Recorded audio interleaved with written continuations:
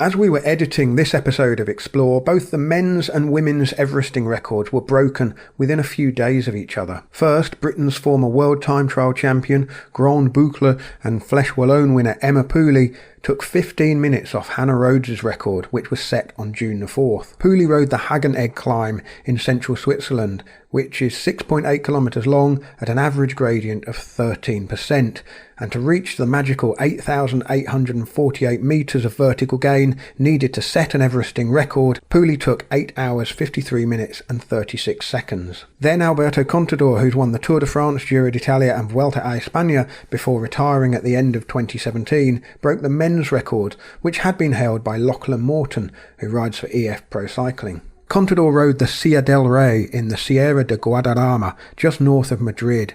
His time was 7 hours 27 minutes and 20 seconds, taking almost 2 minutes off Morton's time. Silla del Rey means King's Seat, by the way, which is quite appropriate. Both records have been verified by Hells 500, the group that has created and organised the idea of riding the height of Everest by climbing and descending the same hill multiple times. In this episode we'll hear from Andy van Bergen of Hells 500, and both of the now deposed record holders, Lachlan Morton and Hannah Rhodes. But don't let the fact that both those records have fallen deter you from listening to this episode and their fantastic accounts of taking on a very difficult challenge. After all, records are there to be broken. And who knows, by the time you're listening to this, maybe even Pooley and Contador's times will have fallen. Now over to the show. You're listening to Explore by the Cycling Podcast, brought to you by iWOCA. Flexible loans built for small businesses. iwoca.co.uk.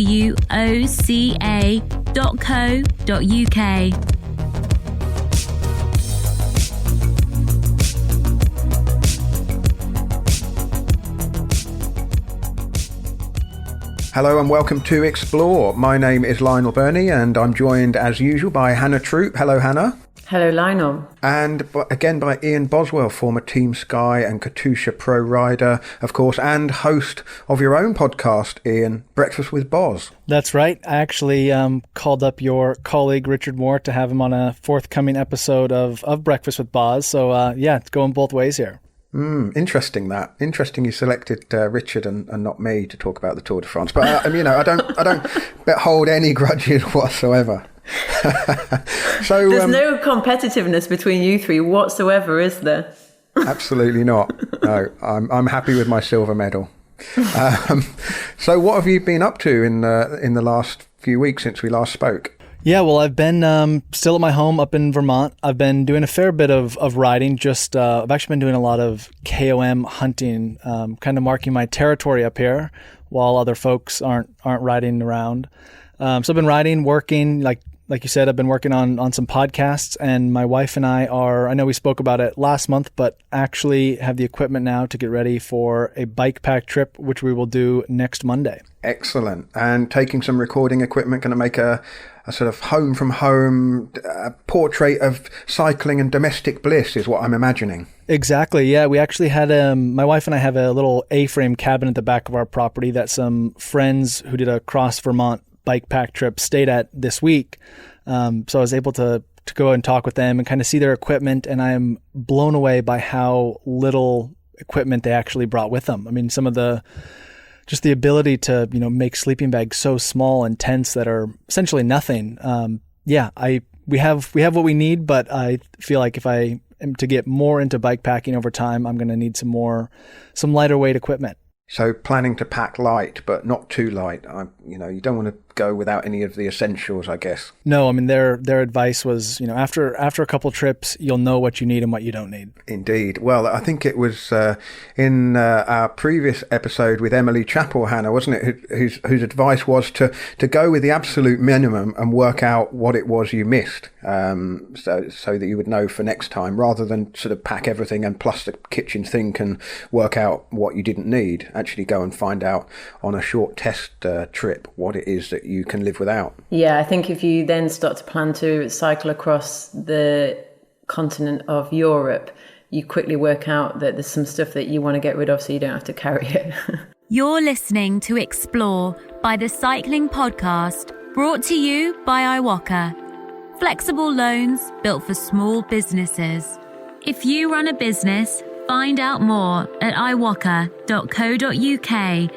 iwoca.co.uk. Explore is supported by iWoca, a company which helps small businesses by making it easier and more flexible to borrow money for a whole range of purposes.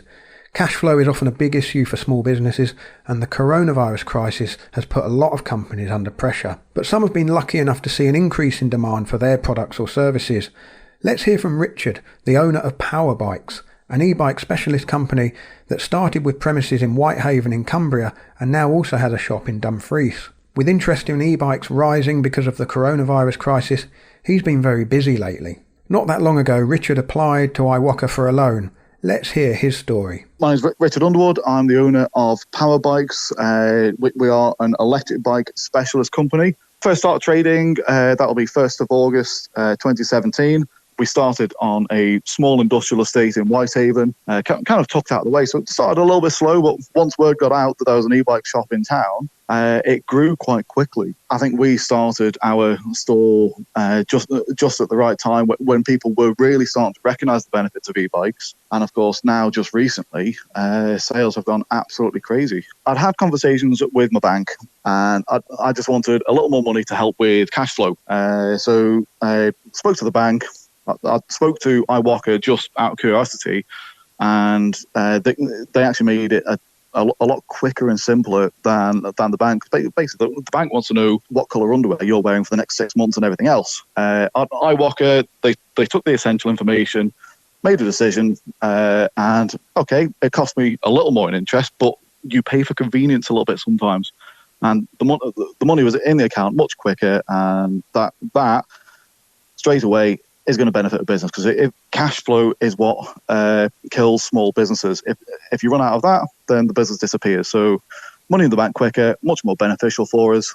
Yeah, well, here we are today, absolutely flying because of it. iWoca is also accredited by the UK government to offer CBILS, that's the Coronavirus Business Interruption Loan Scheme, to help businesses get through this period of uncertainty. To find out more about that and the other ways iWoca can help your small business, go to iwoca.co.uk. And if you fancy an e-bike, check out Power Bikes. Well, it's July as we speak, the start of July. Hannah, we were hoping to be at the Tour de France. I would have been there covering the race. You would have been there working for EF Pro Cycling. I mean, Ian's actually ridden and finished the Tour de France. So, I mean, you know, we can't really compete with that. But it's left a bit of a gap in the middle of our summer, hasn't it? How have you been filling it? So actually, we are now fully out of lockdown. We're in the new normal, as we're now calling it. And so basically I've just been like hanging out at the pool, going to the beach every day, riding my bike. So I've been feeling it pretty well, to be honest with you. It's been like being on summer camp. Nice. I've been riding every day since the Tour de France should have started on June the 27th. I've been doing something that in my head I've been calling the Tour de Home. So the plan is to ride every day for 21 stages, giving myself a couple of rest days so I've got the flexibility to cope with work and childcare and just the weather not being all that great. But I've been enjoying it so far. I've been clocking up the miles, and yesterday I did a ride, half of a ride that we used to do in the run up to Christmas called the 12 Hills of Christmas, basically crisscrossing the Chiltern Hills here in southern England, and I did 6 of them just to see how many meters of vertical gain I would clock up in what was it? It was around about 60 kilometers of riding, a slightly feeble and disappointing 600 metres it turned out to be. I thought it would be a lot more than that. And the reason that I did that ride, just to get a sense of the amount of vertical gain I'm notching up on my rides, was because this episode is dedicated to the phenomenon of Everesting, which in a way is kind of the antithesis to exploration on a bike, isn't it? Certainly in the physical sense, because in order to complete a legitimate Everesting ride, you have to climb and descend the same hill until you've completed 8,848 vertical metres. That's the height Everest stands above sea level, of course. And during lockdown, Everesting has really captured the imagination, because I guess people have been restricted a little bit in their movements, and so one thing that people could do is pick a climb local to them and go and ride up and down it until they reach that magical 8,848 metres. And in this episode, we're going to hear from two of the recent record breakers, Lachlan Morton and Hannah Rhodes. Plus, we'll hear from Andy Van Bergen, who I guess has become the authority on all things Everesting, and he's the man who verifies each attempt. And we'll also hear from a Frenchman called Francois Sillon, who may very well have been the first ever person to successfully complete an Everesting attempt on a bike. Not recently, but 36 years ago on July the 1st, 1984. So, Everesting then, a very simple concept, isn't it? Meters gained to take you to the summit of the highest mountain in the world, 8,848 metres gain on a bike in a single ride. It's a very simple concept, and I wanted to know how it all came about, because it's something that has been a fairly recent phenomenon, especially with lockdown. I wanted to find out about the roots of Everesting, and I was put in touch with a man called Andy Van Bergen, who is near Melbourne in Australia, and he runs Everesting CC, the website, and Hells 500, which is kind of the body which has become, I guess, the gatekeepers for Everesting. So last week I caught up with Andy on the phone.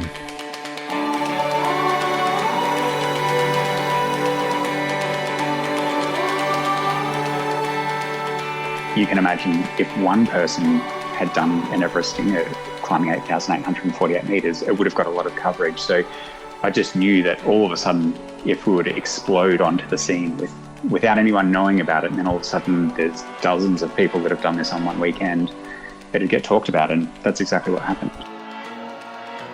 I've always been interested in climbing hills as a rider, and kind of as a rider, there weren't many organised events that really catered to that idea of being able to ride up and down hills a lot. You know, most of the events that were in my area in Melbourne in Australia were generally fairly flat, and you know, once we've done all of them, we kind of grew a little bit bored of them as well. So with a group of friends, in fact it was myself and my uncle at that stage, we would just go and create our own challenges. We'd just go and do harder and harder things every year, and kind of the whole idea behind these challenges was to pick something, Lionel, that you just couldn't do the next day. You had to train for it over, say, a winter, and it was a good excuse to call each other out of bed in, you know, when it was dark and raining outside and things like that. So every year these epics that we would do would just get bigger and bolder and brasher.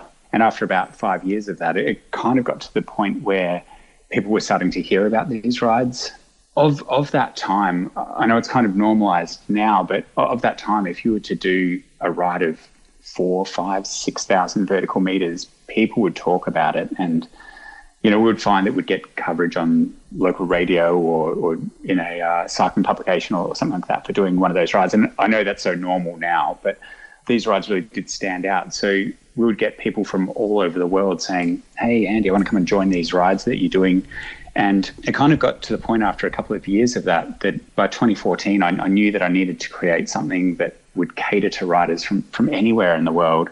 You know, because I'd have people saying, I want to fly over from France or from the States or, you know, from the UK or wherever it might be. And obviously I wasn't interested in creating a big physical event. And maybe 2012 or so that I'd read this article about a mountaineer who had a bit of a famous name. His name was George Mallory, who was the grandson of the George Mallory, who had attempted to climb Mount Everest and unfortunately lost his life on that mountain. So George was training to mountaineer Mount Everest, and during that training he would ride repeats of different hills over and over again, and that was kind of his cardiovascular training. Anyway, he wrote this report of it a couple of years later, because basically in 1994 he attempted to, in his training, ride up and down Mount Donabuang until he climbed the height of Everest. He thought it was a neat little goal to tick, that during his training he would climb the height of Everest on a bike, and that's what he was actually planning on doing, mountaineering as well.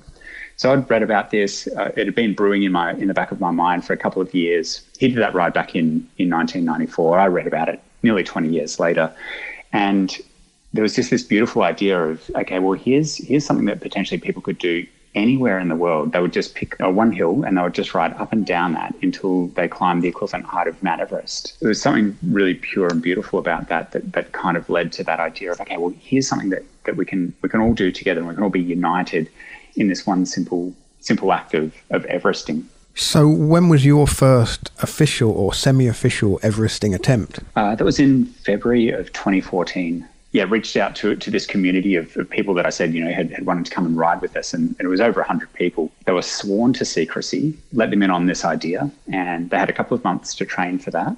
We all picked different hills all around the world. And under the cover of darkness in February of 2014, we all set out to do this Everesting that was something that no one had ever heard of. There was a lot of them that were in Melbourne. That's where our crew was based. My own Everesting that I chose was a climb that was really important to me, and that was it's called Mount Buller, and it's about 3 hours to the east of Melbourne. So I took my whole family out there. We drove out there for the weekend, and I think the tricky thing about it was there wasn't really any precedent. We had no idea what it was going to be like.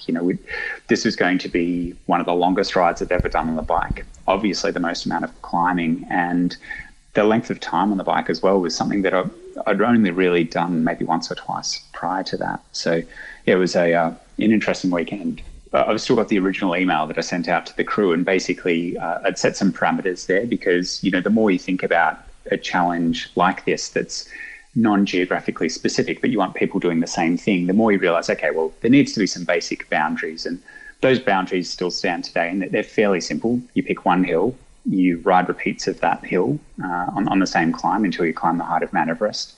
You can't sleep, and it has to be in one activity. So you can't do it over multiple days or anything like that. So they're kind of the fundamental rules. And then there were some sort of additional rules that surrounded that as well, which went into a little bit more detail. But fundamentally, those basic rules are what have guided the global community of Everesters ever since. And there's something, it strikes me, quite egalitarian about it, because different riders can choose a different climb that either, as you say, means something to you or suits them better. Some people might want a longer, slightly more gradual gradient. Others might be quite happy with a shorter, steeper climb. One of the most wonderful things and about this particular challenge is something that I think I try to build into anything that I'm creating, and that's this idea of flexibility within a framework. And the idea behind that is, we provide a framework, but really people can bring this to life in their own way. And, you mentioned hill selection, which is obviously important, but people can choose whatever bike that they like as well. They can ride it indoors, or they can ride it on a mountain bike, or, there's been unicycle Everestings and brakeless track bike Everestings, and people can get kind of really creative with that as well. But it also allows you to, include charities or include special causes, or do it for other reasons as well. There's a lot of flexibility within it. I mean, obviously the symbolism of Everest, the world's highest mountain above sea level, is obvious, but it strikes me listening to you talk about the kind of the origins, and George Mallory being the grandson of George Mallory. This whole idea is rich with symbolism, isn't it? It truly is. I grew up reading mountaineering books. I've never had the desire to do it as well, probably because I've read so many books and I know how treacherous it can be, but I'm just fascinated by the culture. When we first launched Everesting, the whole deal, like for a week or two, was that, you had to be the first on the climb. And if you were the second, it didn't count. You had to be first, and that was it. And we launched that weekend, and I think the very first article that came out about it a day later, there was all these comments about that particular rule, and entered into some interesting debate. And I'm so glad that was one thing that we changed, because I think one of the wonderful things about it is there'll always be a particular honour that goes to the person who is first. But like Mount Everest itself, anyone can climb that and get amazing kudos for doing that. Chute à l'arrière du peloton, Cycling Podcast Team Car at the back of the pack, please.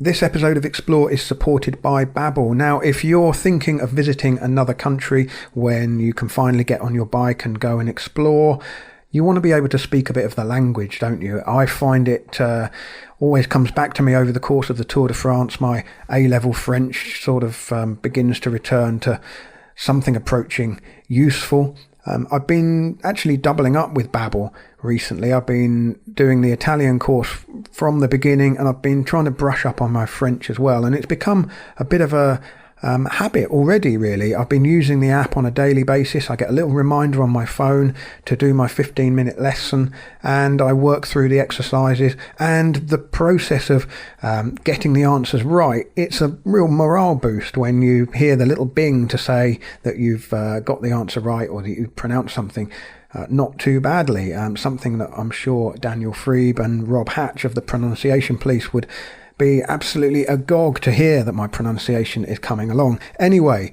Babbel can help you with one of 14 different languages, or more if you please, including Spanish, French, Italian and German.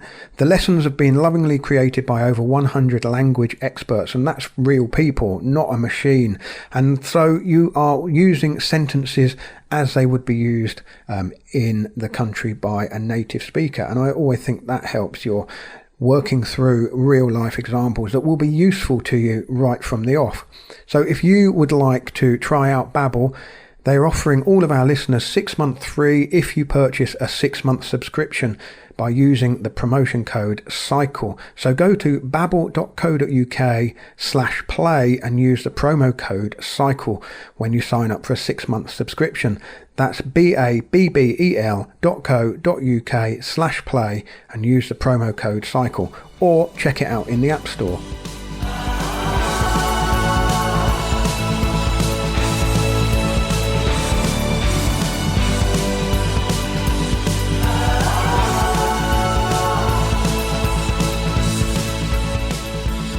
And so once you'd created this thing and you just released it into the world really as an idea, and it kind of bubbled away, and I'd heard of it over the years, but it's really in the last few months that it's become something of a phenomenon for understandable reasons. Cyclists might be able to ride without going too far from home, for example, once if they were locked down, once lockdown was released and so forth. But also the fact that higher profile riders have attempted, and in the case of Lachlan Morton, attempted twice to break the Everesting record. Sorry, Lucky. Well, this was what I wanted to get onto. I mean, first of all, just on the fact that we've all been to a greater or lesser extent contained. Our kind of adventurous spirit and our exploratory opportunities have been curtailed a bit for a while, depending on where you are in the world. There's something about the fact that you can go and really test yourself against one hill. Suddenly, it grew an extra dimension almost.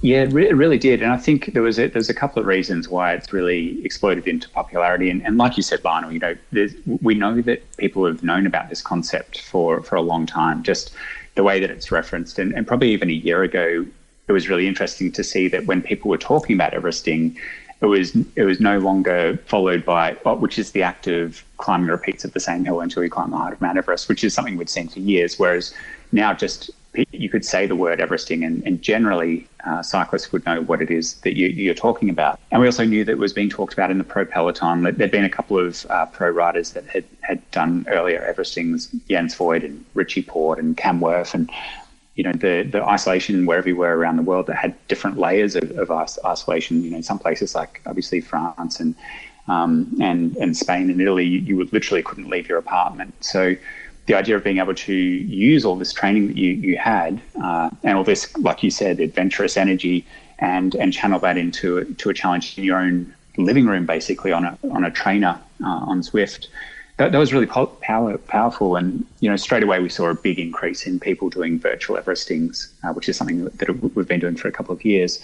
But then, like you said, there were a whole bunch of pro riders and influencers who had talked to us before and said, they're very interested in the concept, but unfortunately would never fit in with their training regime, or the coach would perhaps, maybe frown upon spending that amount of time outdoors on a bike. Whereas now there was all this free time because there was no pro racing. We saw this real increase in both people participating on it online, but then also these, idols of the sport taking it on and, seeing amazing riders, whether it's Ruth Winder or Katie Hall or, one of my favorite riders, Rebecca Rush, or Luke Rowe, Cavendish, Henderson, whatever it was, like all these idols of the sport participating and doing this thing. It really, opened it up to more people. But, I think the thing that had the biggest impact was the more local effect. So the idea is that, Lionel, you might have a friend in a club who's done an Everesting, and then all of a sudden you think, oh, well, if Joe can do it, then I can do it as well.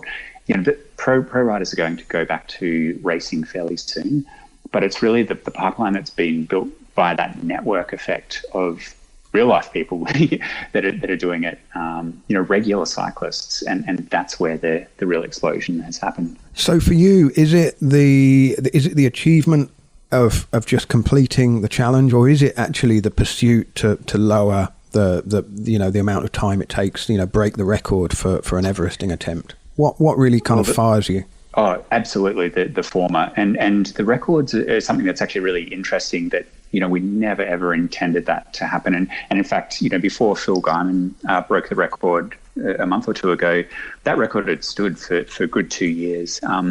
We intentionally never highlighted the records either, because at the end of the day, this is a personal challenge. And, the last thing we ever want to do is encourage people to, under duress, be racing a little bit harder than they need to be. At the end of the day, this is an endurance challenge, and you're just doing it for yourself. However, it's been amazing seeing the pros take on Everesting. And, I feel like I'm a bit of a bystander in all of this as well, just seeing, wow, okay, I wonder what is possible. But I think the good thing is those records are only really in the realm of pro riders now and experienced riders. And we've actually just, intentionally asked our community not to race it, basically. So we don't highlight country records, we don't highlight age records or anything like that, because it's really not in the spirit of what this event is all about. We'll happily watch the pros go and do it, but for you and I, we want this to really be about the achievement. For the majority of cyclists, we don't do anything to encourage those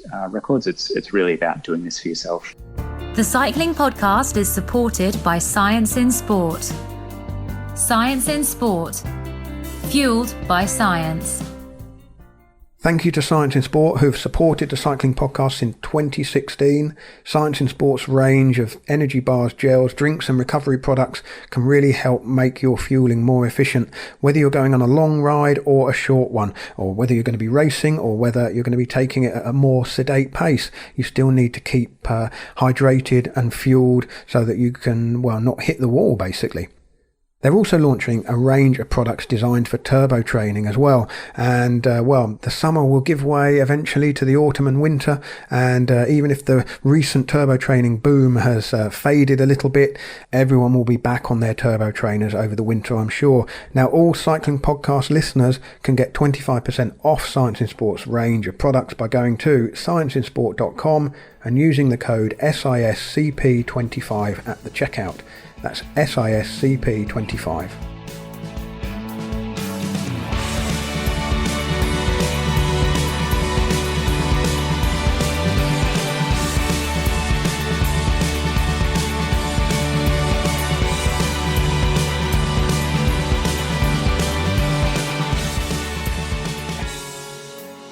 I wasn't devastated. I just knew I was I'm going to have to go again. And so mentally, when it's so fresh in your head still, when you do something difficult, you normally wait a year until you do it again. You have enough time to forget how hard it is before you do it, but that wasn't the case with this. Because I knew I had to do it again, I wanted to do it as soon as possible. To be honest, the second time around, I enjoyed it a lot more. So in a lot of ways, I'm glad I got to do it again and sort of, I felt like I got more out of it the second time because mentally I knew what I was in for.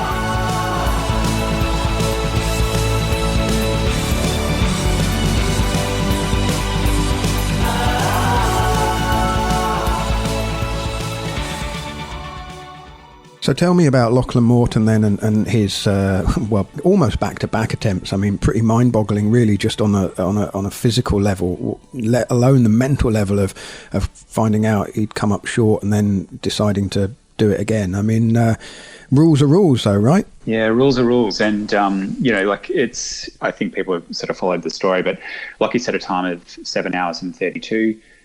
We had a look at it. It was within, the same parameters that we check off all of ours, obviously with a bit of extra scrutiny. For those record attempts, we get a few people looking at it as well. Maybe a day or two after the attempt, I had an email from a publication that had done a bit of deep diving into the data and found some abnormalities and questioned us about our methodology. And we looked into it again as well and answered all their questions and sort of heard nothing for a day or two and actually thought, okay, well, that's fine. And like I said, we did go through and double check our work. But then using additional software, which we didn't have access to, they've done some additional mapping on the particular segment that Lockie had done. And as it transpires, he didn't climb the height of Mount Everest. And as much as we would love to say, that's great, go for it, like we also know that we've knocked back plenty of people from being in the Everesting Hall of Fame for doing the same thing. So I had to reach out to Lockie and give him the unfortunate news, which he took okay a little bit later. He wasn't stoked, I don't think, but he was also, appreciative of the fact that, there were rules in place, and he pretty much said that, okay, well, he's going to have to go back and do it again now. And yeah, he went and did it. We obviously had some quite rigorous external data mapping done on the segment to make sure that there was no possibility of the same thing happening again. And, we all saw he went and did a 7 hour 29 attempt, which was incredible. One of the most mortifying moments of my life, as you can imagine, having to not only put it out there as this new record and then have to pull it back again. But yeah, I was so pleased to see that he did it again. And, irrespective of what happens with that record, there's a chance that it may be broken in the future, and whether it does or doesn't, I'll never remember that for the time that he set. I'll just remember him for the tenacity that he showed in just getting back on the bike and doing it again. And it's the perfect model for our crew, basically, to say, this is what you do in the face of adversity. So there we are. Andy van Bergen had the unenviable task of having to tell Lachlan Morton that his record attempt the first time had not been verified. We'll hear from Lachlan a little bit later on. Hannah, you spoke to him recently about his double attempt failure, then a success. Fortunately, he now holds the record, as we speak, holds the record at 7 hours and 29 minutes. His ride took him a distance of 155 kilometres.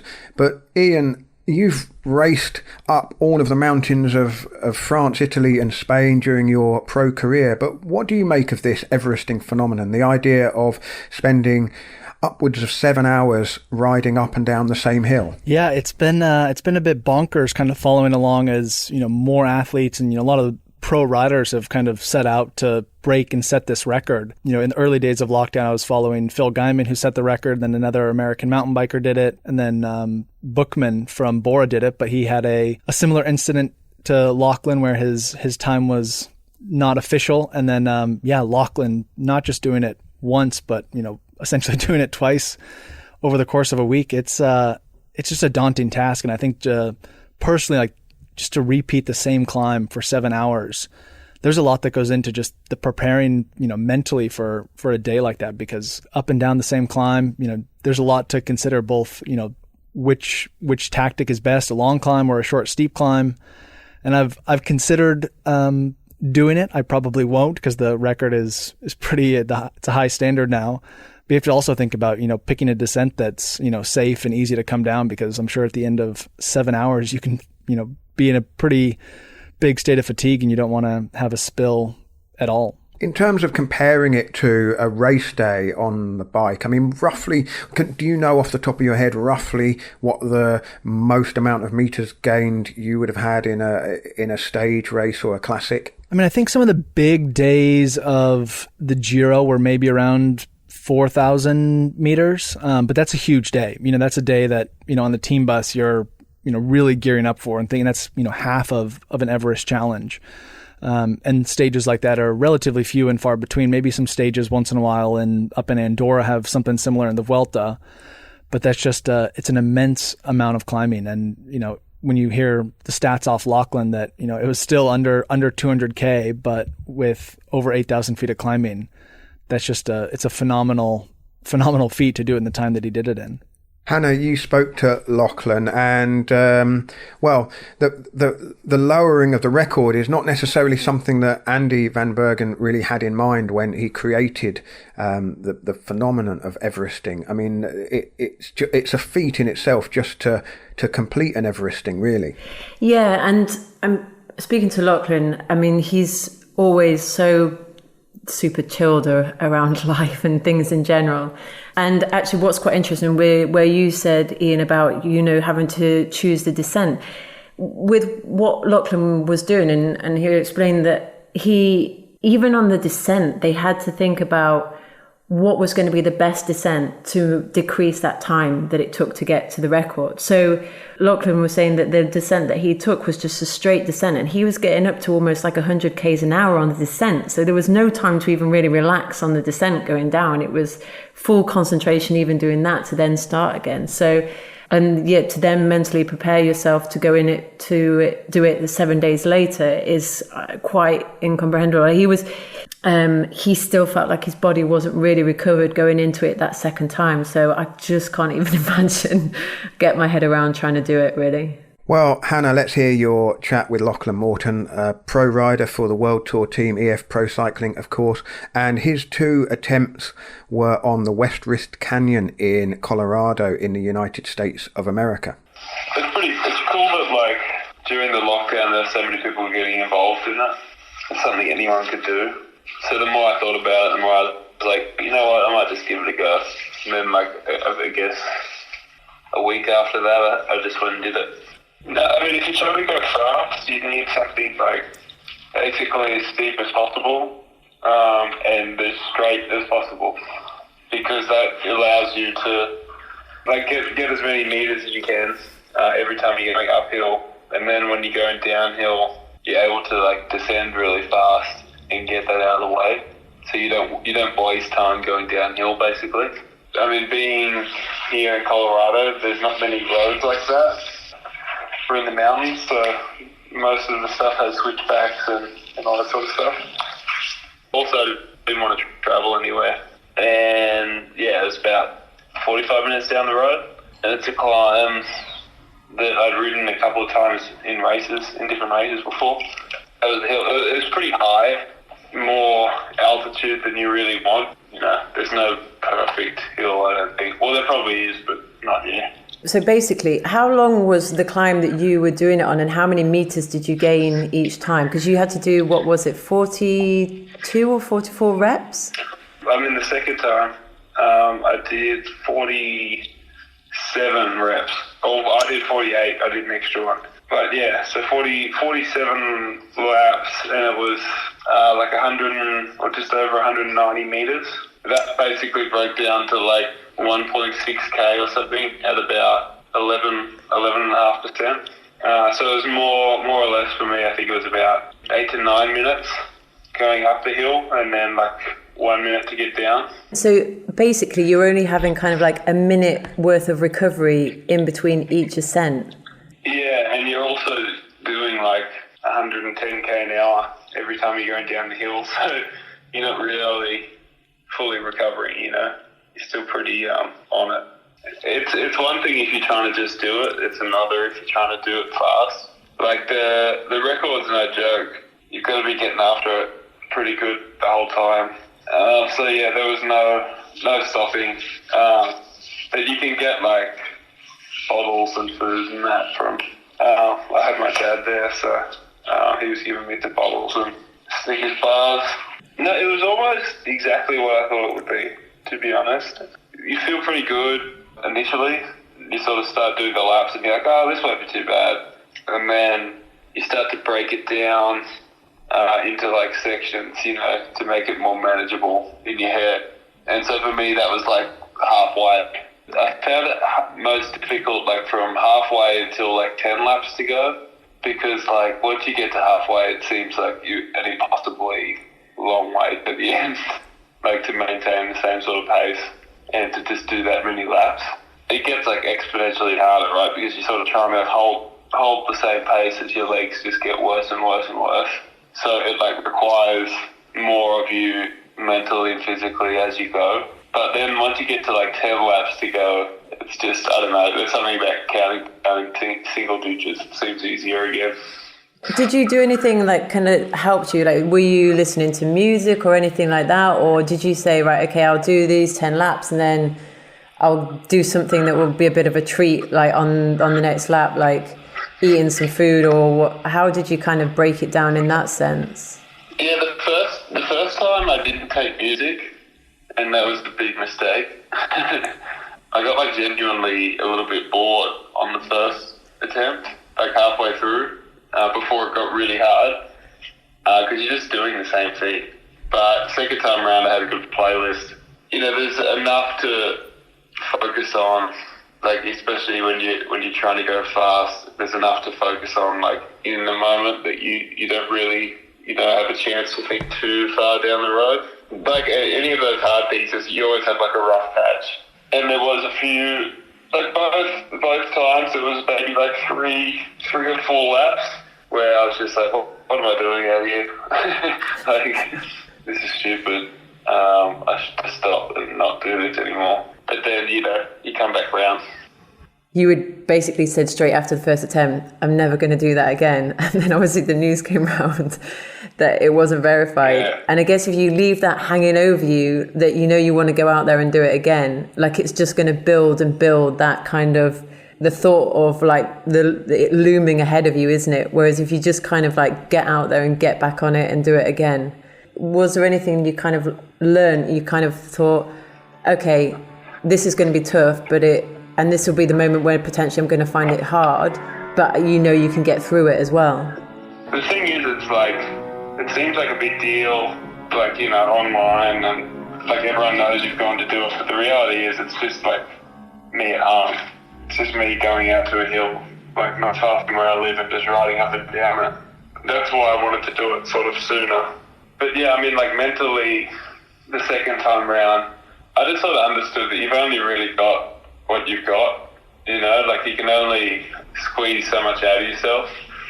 And a lot of the time, like if you push like deeper than your body really can, you just kind of frustrate yourself and ultimately slow yourself down.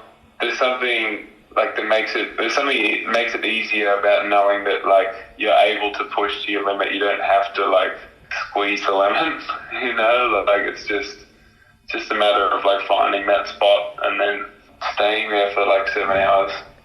But after the first attempt, like how was your body feeling after that? Did it not were you not still feeling any fatigue in your body from the first attempt? Because you did the second attempt a week later. I was still pretty sore. I wasn't fully recovered. A big part of it is how you are mentally, and whether you're like ready to deal with that sort of effort again, and like commit to that sort of effort again. And I still had that mindset, and it was fresh. So that kind of, in my opinion, like trumps the physical aspect. It's as close to a race as I've been in a long time. So it felt a bit like a win, yeah, which is cool. And also like it's funny because the second you stop, you realise it was just like my mum, dad, my brother, and Rachel, and like we're just on a random hill like in Colorado, and it's actually all very low key. I was like, all right, what are we going to go do for lunch? Like that was sort of at the end of it, which is what I was sort of most, not relieved. It was just like a nice thing to have done, but it's also, I also knew that like, I don't need to do this again. I'm sort of at peace with it. Do you think it's one of the hardest things that you've ever done on the bike? No, it's different. I think also mentally it's hard because the format, like nothing changes. It's just you. So it's kind of like a really long time trial. So that was definitely hard, and like that amount of focus for that amount of time was tough. But you're also like, you're fully supported, so you can get a drink bottle every 10 minutes if you need it. So in that way, it's not like, say, an ultra where you get yourself into situations when you don't have what you need, and you sort of got to keep pushing on when you're absolutely fried. I've still had, I think, more difficult moments, but I guess like as a continuous effort, it's probably one of the harder things I've done for sure. Well, I said at the beginning that there's no real sense of exploration with an Everesting attempt because you're going up and down the same climb. I certainly mean that in a physical sense, but I guess you find out a bit, you go on a journey of exploration of a different kind. You find out a bit about what you're made of. Certainly got a lot of thinking time, and having to attempt the record twice because of just falling that little bit short the first time round. That tells you something about the mental fortitude Lachlan Morton has. But Ian, you were talking about, that this whole Everesting challenge idea is fraught with a sort of technical difficulty. The worry that your bike computer or whatever it is you're recording your ride on might conk out or run out of battery or just stop recording halfway through an attempt. I mean, that's enough to discourage me, to be honest. Yeah, I mean, there's, as Lachlan found out, there's so many discrepancies just in, where you get your information as far as, meters gained and, timing and making sure everything's charged. And then, thinking about a fueling strategy. There's a lot that goes into it. And I think, Lachlan's second attempt was definitely aided by probably what he learned the first time around.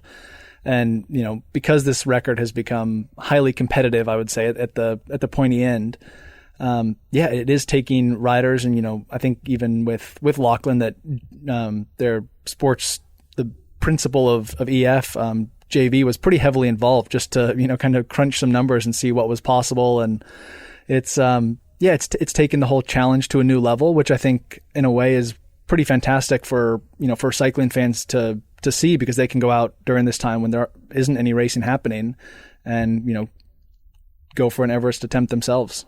From your point of view, I mean, how high a bar is this that he has set? 7 hours, 29 minutes. I guess with elevation, it's almost an absolute, isn't it? Because even if you're riding on a steep climb or a shallower climb, you're still, making the same amount of gain. I mean, you should be able to say, how much could be trimmed off that. I mean, in terms of sort of where the bar has been set, do you think that it's something that people will look at and be slightly put off by?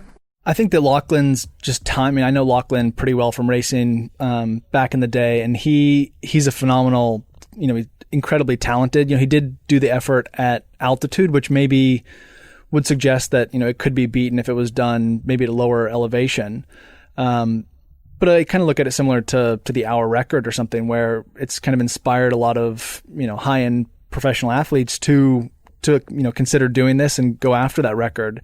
And I think that the bar is set high enough now that, there's probably only a handful of people that can break it, and probably more so athletes that want to try to go after it, especially now that racing is returned. But I think that it's such a cool event in the sense that, amateur riders can go out and, crunch the numbers, figure it out, get a light bike, pick the right climb, train for it, and potentially give riders like Lachlan a run for their money. Well, Lachlan isn't the only person who's broken the record in the past few weeks.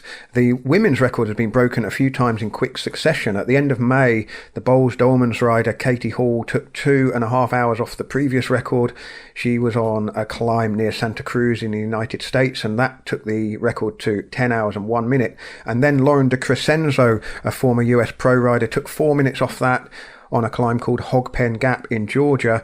And a few days after that, it really was only a handful of days after that, Hannah Rhodes in the UK took the record on a climb that many people in the Lake District or the north of England will be familiar with, the short side of Kirkstone Pass near Penrith. And, she lowered the record to 9 hours and 8 minutes. And Richard Moore, our colleague from the Cycling Podcast, spoke to her. I heard about Everesting before. We've got a friend who's done a couple of them, but I'd never really thought about doing one myself until it popped up on my Facebook feed that Katie had just broken the women's world record, and I'd kind of spent the last 2 months in the Peak District coincidentally riding up and down hills on my boyfriend's wheel, which I thought would probably be quite good training for it. It's only very recently, since lockdown, that people have really started doing it quickly, haven't they? Riding for like 15 hours has never been something that I've found massively appealing. So tell me about the day itself. How did you prepare for it? You mentioned the training that you'd done during lockdown, but did you do any specific training or efforts before the day itself? Well, the day itself actually came quite a lot sooner than the day itself was supposed to come. So in the week running up to it, I went out and did a 2-hour ride where I just rode up and down like the steepest short hill close to me to see whether I could be on the pace. And then a couple of days beforehand, I actually went out and did like a 6-hour ride with my boyfriend and another friend where I just ride up every single climb kind of hard, but then wherever the road flattened, I'd try and keep on the power. So I was only giving myself sort of those like 2-minute breaks throughout the entire 6-hour ride. The day that I went and did it was actually supposed to be a practice ride, so ideally I would have taken like a week to taper, but I didn't end up doing that. And what led to that? Did you just feel good? My dad said to go out and do 5 hours above the pace, and to sit because that would give me a good indication of whether I could do it or not. But once you've done 5 hours significant and that you're on to break the record, it's kind of throwing those 5 hours away to not just carry on riding. You thought I might as well keep going. I didn't want to have to do the 5 hours again plus another 4 hours on top of that. Brilliant. The record holder is somebody who races, at the very highest level. She's one of the best climbers in the world as well. I mean, that was a serious, knowing the identity of the record holder, it was a serious record to take on. I mean, how confident were you going into it or thinking about it? I knew it would suit me, and I knew that the climb that I'd picked was good.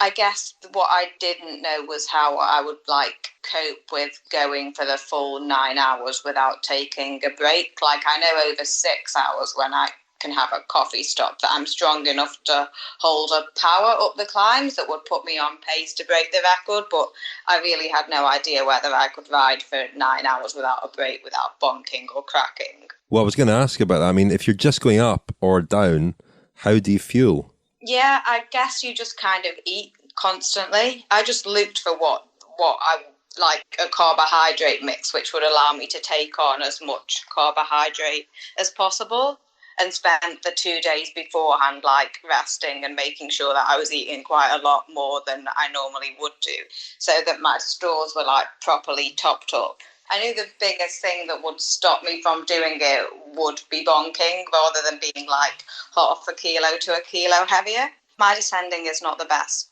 at the best of times, so I ate on the uphill. I didn't want to add to the difficulty of riding downhill at 40 miles per hour, which I don't really like, by trying to eat on the descent. What was the hardest thing about it, and what was your toughest moment? I got really bad indigestion at about hour 2, so I definitely recommend trying out your fueling beforehand, which I didn't do at all. And that carried on until about hour 5, and that was really painful.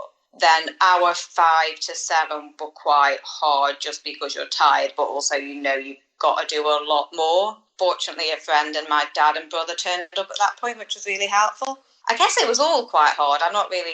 It sounds horrific. I mean, how did you feel, in the last hour? Did you know then that you were on course for the record, or were you sort of still trying to get as much as you could out yourself? The last 4 hours, I knew that was the point where, because I've ridden up to 6 hours before, and I know that I wouldn't bonk and I'd be able to keep putting the power out.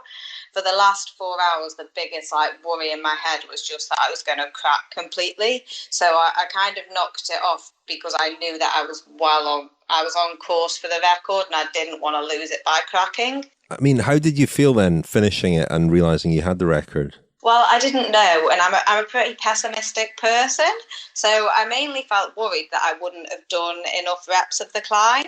There was a part of me that just wanted to keep riding up and down until I got to the time of 9 hours 57, because then there's nothing stupid that you could have done that stopped you from breaking the record. You're a pretty pessimistic person, you said, but when you realised you'd done it, how did you feel? Oh, I was really, really happy, yeah. Maybe not quite as happy as my boyfriend, but Yeah. So if somebody breaks your record, would you go for it again? Depends how much they break it by. It's kind of in my head that I might go for it again anyway, because I'd like to do a better paced effort and an effort without having to stop to fill my water bottle up from a stream. So yeah, I think I would. If it was significantly under like 8 hours and 45 minutes, well, if it was under 8 hours and 45 minutes, I think I'd really struggle to break it. What I really like about this Everesting idea is that it's pretty egalitarian, isn't it? You can do it on any kind of bike. There's even been wheelied attempts, people completing an Everesting on just a back wheel, which I mean seems unnecessary to me. That's I'm not going to do a normal Everesting, I don't think, but an Everesting on a wheelie is pushing it a bit. But Hannah, you've also spoken to somebody who's kind of put their own twist on Everesting, multiple Everesting attempts on consecutive days in different countries. Yeah, so I went and did my first face-to-face interview a week or so ago with a guy up in Girona who is, his name's Jack Thompson. He's an Australian guy who lives up there, and he basically kind of changed his life and went into doing ultra cycling. And I know that we're going to hear from him in maybe an episode or two's time a bit more about his full life story and how he kind of got into cycling and kind of how he uses it, a real vehicle around mental health. But he was then talking to me about his Everesting attempt. And you kind of think, okay, setting an Everesting attempt in general is going to be pretty insane. But this guy seems to take a challenge and then raise it another bar. So he basically decided he was going to do Everesting on 3 different mountains in 3 different countries in 3 consecutive days, which to me feels insane, like incomprehensible. I can't really get my head around that. How you even try and have the energy to be able to do that with very little sleep. So so it was interesting to chat to him about it. So I'd had a plan for a year that I wanted to chase down the Tour de France. So the plan was that I was going to give the Tour peloton a 10-day head start. They'd leave the start of wherever they were leaving from, ride for 10 days, and then I was going to start and try and chase them to the finish. And for whatever reason, last year, the funding for the film on that project fell through. And so I had this opening to come up with an idea. And I remember I was actually running a tour in Bhutan, some gravel tours, and one of the guys on the trip said to me, is a mate of mine from Australia, was saying, what are you going to do? And we started trying to plan something that had the theme of a grand tour, but wasn't a grand tour. And we came up with this concept, the Grand Tours Everesting project, where you've got the 3 grand tours in Italy, France, and Spain. And what I wanted to do was Everest the highest peaks in Italy, France, and Spain in 3 days, basically non-stop. So the highest peak in Italy was the Stelvio. In France, it was Col de la Bonnais, and in France, it was actually Pico Valletta down in Granada. But due to logistical issues, it wasn't going to work out, so we chose Porto Valera in Andorra. Basically, flew into Italy, drove to Stelvio, basically Everested Stelvio. How many times did you have to do Stelvio to Everest? I think it was 6 times. So it was like 500 switchbacks or something, up and down. So we Everested Stelvio, and then immediately got in the van and drove to France and Everested Col de la Bonnais, which was again 7 ascents. And then immediately got in the van and drove to Andorra and did Porto Valera. So I managed to do the 3 Everestings, which was 26,768 metres of climbing in 3 days across 3 countries. Whoa.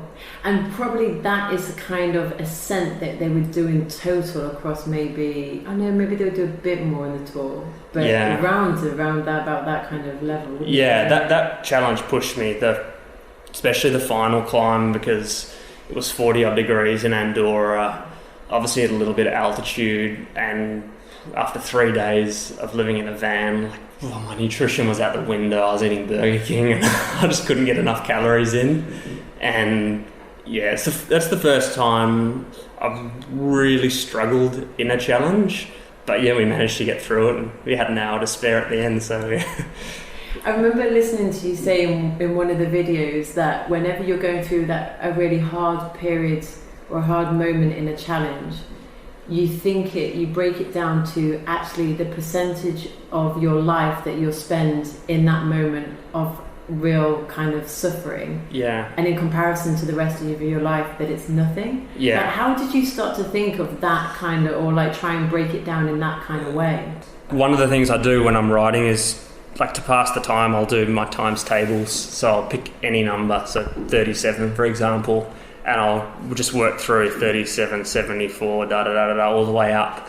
And so I'm always working with numbers in my mind. And I remember that then translate to, for example, okay, I've got 26,000 metres of climbing to do. That's going to take 3 days. 3 days, it's half a week.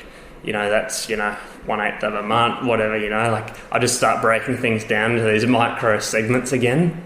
And then I've started working in percentages. So it was, this is 1 day of a year. So it's, 1 over 365. And then I apply a percentage, and it's a nice way to actually break down how small an amount of time you're actually suffering for.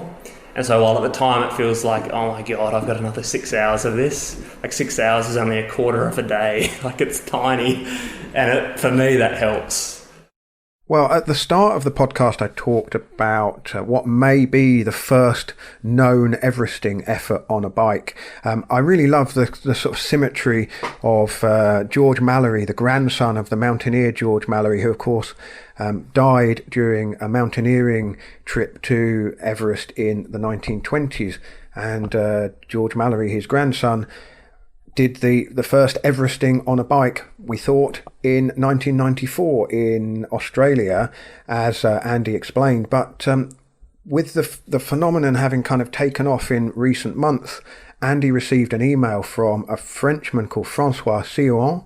He sent Andy an email to explain that on July the 1st, 1984, he rode repetitive climbs of the Col de la Fourcie in the Jura Mountains until he had scaled Everest on a bike, and he did it in 13 hours and 30 minutes. And, he's 78 now and still riding very regularly. And I caught up with Francois on the phone to ask him how the idea came about. In those days, they were really presenting mountaineering as a really hard sport physically. But to me, having done a little bit of climbing in Bolivia, and found it so easy, I don't know, maybe I want to show that Everest, after all, was not such a big deal. Of course, the difficulty of mountaineering is not the physical, it's just knowing, when you get above 8,000, obviously, your ability to cope with altitude and knowing the mountain and knowing the techniques and the survival and all that, not the physical aspects, So anyway, I thought it was a nice challenge to do the height of the Everest, even though in terms of physical exertion, it's only maybe half of the effort it would take from sea level to the height of the Everest if there was a route leading up there, So going up the Everest and dealing with your reduced efficiency of your engine, if you want, it's really close to double the effort. It's closer to 15,000 meters at sea level in terms of physical.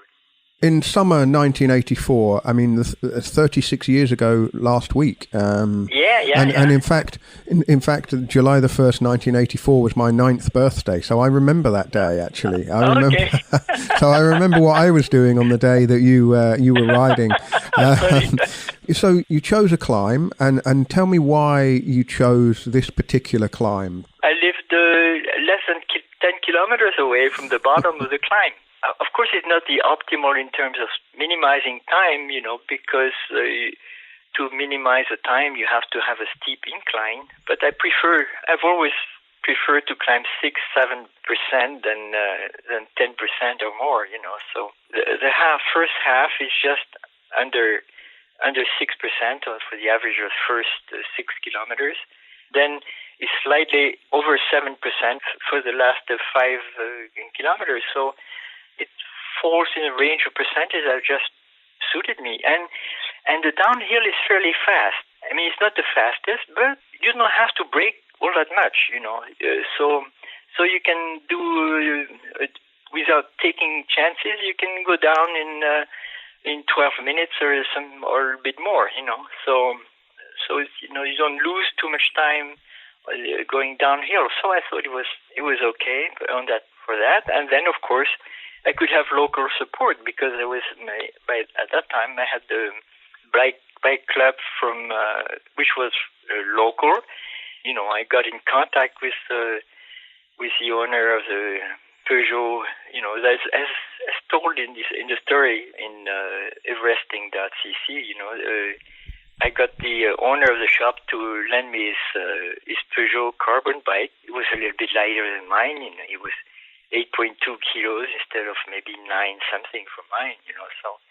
So it was a slight advantage. And then especially, he got 2 of his employees to relay behind me on the motor scooter. So the people of the area knew about it and, came to cheer. And it was a better choice than going far away from my bases, The climb was the Col de la Fossile, which the Tour de la Fossile, yeah. Mm-hmm. Which the Tour de France had used in the past.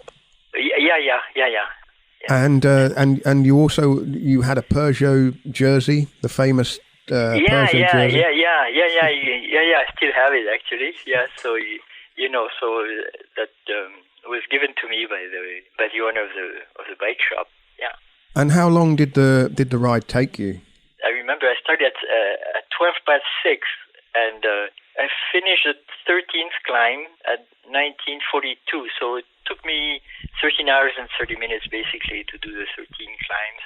But my hope was that somebody would try to do better. And since I still had a margin, I could shave on lost time because I took my time to eat at one point, so I was hoping that somebody would do better, but not by 2 hours, of course, and also that I could try to be the new best time, and but it didn't happen, nobody picked up the idea. Well, you got a lot of media coverage. I've seen in the article, the Dauphiné Libéré covered it, and you also got the record into the Guinness Book of Records. Yeah, but that still didn't attract the people. I don't know. So I was a bit disappointed. Yeah, that nobody followed suit. I mean, how much did you calculate that you would definitely be making the right elevation gain to say I've climbed the height of Everest? Because there was no GPS mapping. You had to go from, I guess, paper maps and local knowledge. Actually, beforehand, I had a mistake on the altitude at the bottom. And then the day after, I called the mairie, a city hall, to ask the altitude. And I also have a cycling colleague who is a surveyor for CERN. And so they have all the maps. I asked him and to get the exact altitude for me. You see, in France, you see 2 sets of altitude. You see Michelin altitude, and you see Institut Géographique National, National Geographic Institute, and there is quite often 2 meters difference. So the bottom of the climb, if you go by one set, is 609 meters, and if you go by another, it's 612 or whatever. And the top can be either 1321 or 1323, but the difference is definitely 711 meters. But I suppose that would make it more difficult for people to have a go, whereas now with Strava and GPS data, it is easier to calculate and work out how many climbs you would need to do. There's a lot more information available. So maybe you were just 25, nearly 30 years ahead of your time.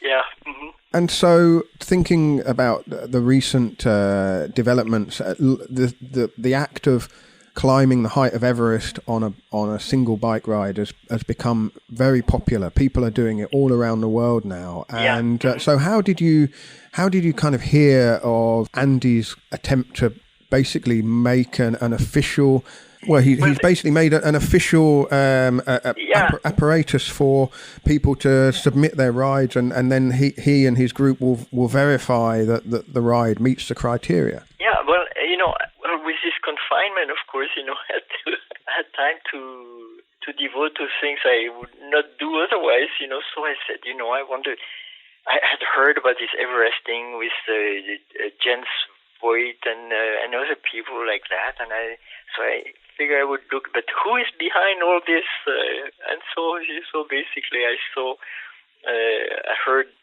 found on the internet about Health 500, and so I sent an email to Andy, so that's how it started, and he was thrilled to hear about me. He had assumed that the first Everesting on a bike had been George Mallory in 1994, but you had done it 10 years earlier. Yeah, and so maybe somebody else did it even earlier, so it's funny, yeah.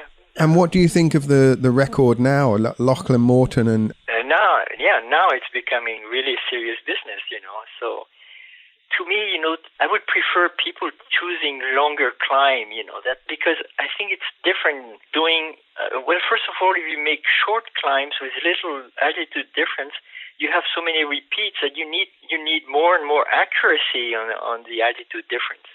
And so I would have liked if they had a minimum, like maybe 500 meters or something like that. But of course, that would exclude all types of people who would have to travel to do it. So I'm maybe it's not such a good idea. But I know from my own climbing in stairs that the fact that that when I did 10,000 meters in stairs, the fact that I had a little over 1 minute's rest every 5 minutes or less than 5 minutes suit me better than having a long climb with a 45 minutes effort, followed by 13 minutes rest if you want. So, but, basically, like some people, they have a guy who did 30-meter altitude difference had to do it 300 times or something like that. That's has its own difficulty in it. Doing 300 times the same climb. I prefer it so much to do the Fossey 13 times because over the course of a day, everything changes. The view changes. The sun moves around, so you see the Alps in the distance, and the lake, and you have things to look at, and so I think it's in that respect, La Fossey is really a great place to do it. Well, it was fascinating to talk to Francois about his Everesting attempt in 1984. Successful attempt, of course. One thing that we didn't talk about was the gearing that he used, and the lowest gear he had was 42.23, which by today's standards is a pretty massive gear, right, Ian? Yeah, I've been running a lot of 1x gear systems on my gravel bikes, and yeah, I think I have a 42 up front and a 50 in the rear, so I have a bit more gear to spin for climbing. It's one thing that when I was racing that directors always commented on is that we're not as tough anymore because we have too small gears. Well, Francois is obviously fascinated by the mountains, and with his scientific background, working for the European Organization for Nuclear Research, CERN, as the acronym is in French. So, one of the things that we kind of talked about there was the difficulty of calculating the exact altitude gain, which of course now is much easier with Strava. We can all kind of work out, we take our local hill,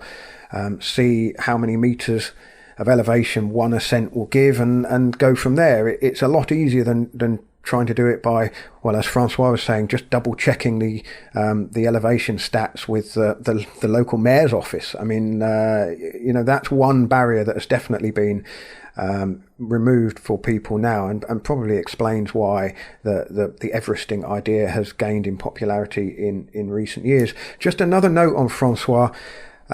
When he was working at the CERN HQ in Switzerland, he wanted to see whether he could reach 10,000 meters quicker on foot or by bike, and he did 100 ascents of a 100 meter deep stairwell in the Large Electron Positron Collider, which took him over 11 hours, but it did prove to be quicker than gaining 10,000 meters on a bike, which is interesting. Interesting or slightly crazy. I can't believe that. I'm sure there must be some kind of positive charge around that building or something to keep you going, to allow you to be able to do that kind of thing. I mean, unbelievable. Quite a character, yeah. But this whole phenomenon, I mean, I'd mentioned the idea of doing an Everesting just as a wheelie, but there's been a brakeless track bike attempts. There've been multiple attempts in one ride. I mean, that seems to be taking to extreme. And Andy Van Bergen himself has attempted to Everest on Everest. There's a paved road from Lhasa to the base camp on the Tibetan side of Mount Everest. But, well, the altitude is really considerable. I mean, I think it starts at 5,200 meters, and he said during his attempt he got a couple of thousand meters of gain in. He'd been riding for 8 hours, and then he got pretty bad altitude sickness and was having proper hallucinations and crashed and nearly went over a guardrail and abandoned his attempt to Everest at Everest. The closest Everesting to Everest is by a Chinese rider called JJ Zhao. And, well, that's the way to Everest by going on the paved road from Lhasa to the base camp. There's also a Canadian mountain biker, Ian, you may know the name Corey Wallace, who has Everested on the Nepalese side. But yeah, Everesting at Everest, that seems to be taking the idea to an even greater extreme. Wow. Yeah, well, I guess I've been reading some articles where Victor Campenarch has been sleeping in his altitude tent at 10,000 meters. So who knows? He's one for trying to break a record. Maybe he's going to fly over to Nepal and go for the record on Everest. That seems to be taking it to extremes.